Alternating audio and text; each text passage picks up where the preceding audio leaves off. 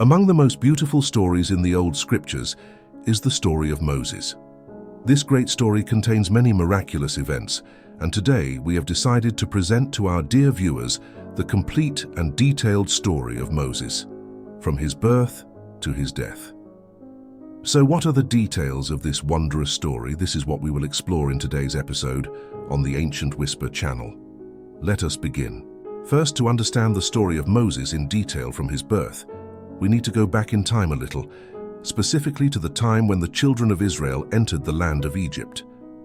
When Joseph sent for his father Jacob in Canaan, or Israel as it is known, to come and live with him in Egypt along with his brothers and the children of Israel, they indeed came.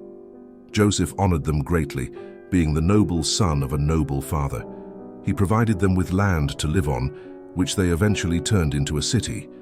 It is said this city was called Goshen.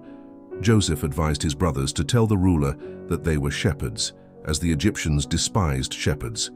Thus, the ruler allowed them to settle in the land of Goshen, away from the Egyptians. Over the years, the status of the children of Israel rose throughout Egypt due to Joseph's position. Eventually, the Hyksos, who oppressed the Egyptians, invaded Egypt. When Joseph felt his end approaching, he gathered his brothers and the children of Israel and advised them to follow the religion of their forefathers, Abraham, Isaac, and Jacob, and to not die except in a state of submission to God. Joseph also foretold that a time would come when the pharaohs would kill their sons and let their women live. He told them to be patient, as a prophet would arise from among them to deliver them from this oppression. He said that this prophet's name would be Moses, son of Imran, who would be tall, of dark complexion with curly hair, and from the lineage of Levi. After his death, the status of the children of Israel declined. Years passed, and the children of Israel multiplied in Egypt. Some began to drift away from the worship of God and started to worship Egyptian idols, forgetting Joseph's advice. They began to support the Hyksos in their oppression of the Egyptians, seeing themselves as superior because they were descendants of a prophet and were not oppressed like the Hyksos. This behavior caused the Egyptians to despise them. The Egyptians hated the Israelites for their alignment with the Hyksos and their arrogance.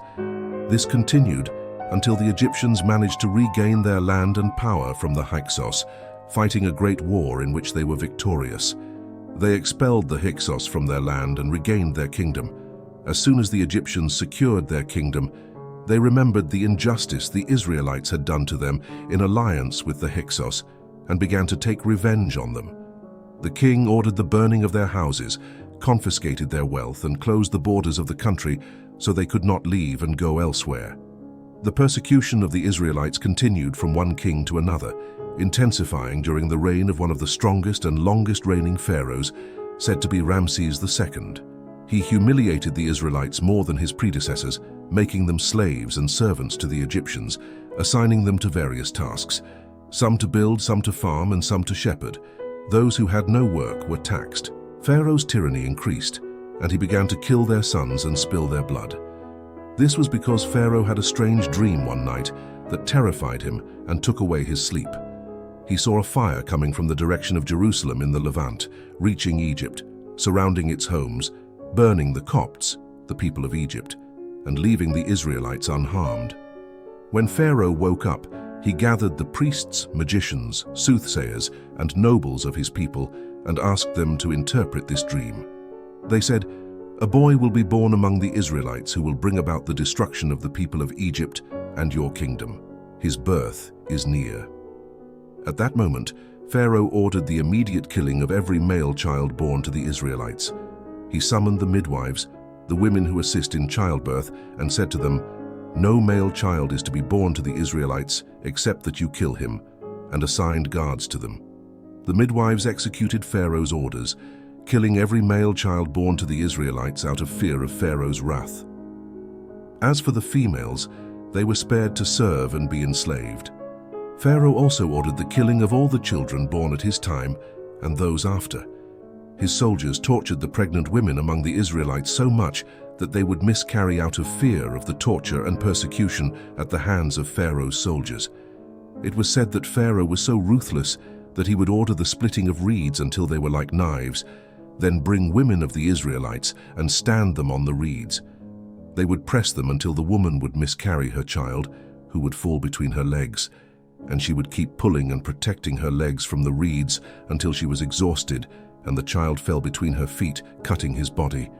This was to instill fear and terror in the hearts of the Israelites, especially the women, so they would not bear children again.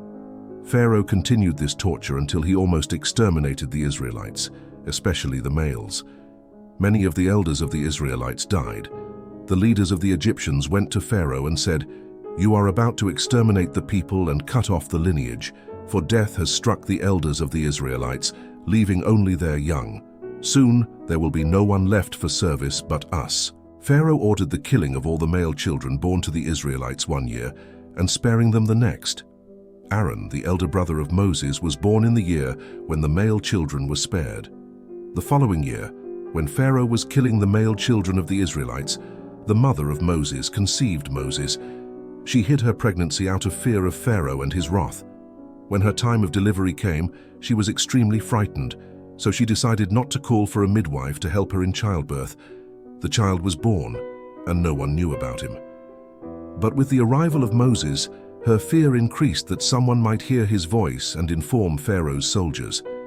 In her confusion and fear, God inspired her to nurse him, and if she feared for him, she was to put him in a wooden chest and place it in the river.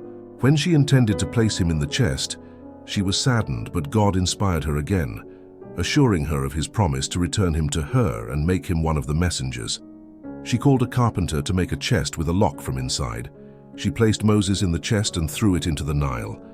When it disappeared from her sight, Satan whispered to her, and she thought to herself, "What have I done?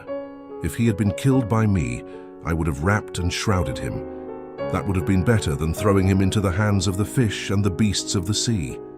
The chest floated away with Moses inside, carried by the waves until it reached the bushes near Pharaoh's palace. The maids of Pharaoh's wife Assia went out to bathe and found the chest. They thought it contained treasures, but when they opened it, they saw Moses and felt compassion and love for him. Pharaoh's wife Assia took Moses in, and Pharaoh, upon learning about the child, was enraged and ordered his soldiers to kill him. But Assia pleaded with Pharaoh, saying, "He may be of benefit to us, or we may adopt him as a son." Thus God's plan was set in motion to protect Moses and return him to his mother. Pharaoh's wife kept Moses and looked for a wet nurse to feed him, but he refused to suckle from any of the women. Moses' sister, who had followed him from a distance, approached Pharaoh's wife and said, "Shall I direct you to a household that will be responsible for him for you, while they are to him for his upbringing sincere?" Pharaoh's wife agreed, and thus Moses' sister brought their mother to nurse him, and he accepted. And so the story of Moses began with miracles, divine protection, and the fulfillment of God's promise, marking the beginning of his journey toward prophethood and the liberation of the Israelites. Moses grew up in Pharaoh's palace, receiving the best education and training. He was loved by Assia and respected by many, but he never forgot his roots and the suffering of his people, the Israelites. One day, as a young man, Moses saw an Egyptian man striking an Israelite. In a moment of anger and attempting to defend his fellow Israelite, Moses struck the Egyptian, which resulted in the Egyptian's death. Moses immediately regretted his action, knowing it was a sin, and he sought God's forgiveness. The next day, Moses again saw the same Israelite involved in another fight. As he tried to intervene, the Israelite mentioned the incident of the previous day, which made Moses fearful that his deed was known. Soon after, a man from the city came running to inform Moses that the Pharaoh's council was plotting to kill him. Moses decided to flee from Egypt to escape Pharaoh's wrath. Moses fled to the land of Midian, where he found a well and saw shepherds watering their flocks. He noticed two women standing aside with their flock and offered to help them. They explained that they could not water their flock until the shepherds finished. Moses watered their flock for them, and they returned home early, which surprised their father, the prophet Jethro. The women explained what had happened, and Jethro invited Moses to his home. Jethro offered Moses to stay with them, and after some time he proposed that Moses marry one of his daughters on the condition that Moses work for him for 8 years, or 10 if he chose. Moses accepted and worked for Jethro, marrying his daughter Zipporah. After completing his term, Moses decided to return to Egypt with his family. During their journey back to Egypt, Moses and his family camped near Mount Sinai. There, Moses saw a fire and decided to approach it, thinking he could bring back a torch or find guidance. As he approached the burning bush, God called out to him and said, "Throw down your staff." But when he did, he saw it writhing as if it were a snake. He turned in flight and did not return. And God said, "Do not fear, Moses, you are of the secure," and asked him to insert his hand into the opening of his garment and it will come out white, and told him that those are two proofs to Pharaoh and his establishment, because they have been a people defiantly disobedient. God commanded Moses to go to Pharaoh and deliver his message, freeing the Israelites from their bondage. Moses expressed his concerns about his speech impediment and his past crime, asking for his brother Aaron to accompany him as a helper. God reassured Moses and granted his request.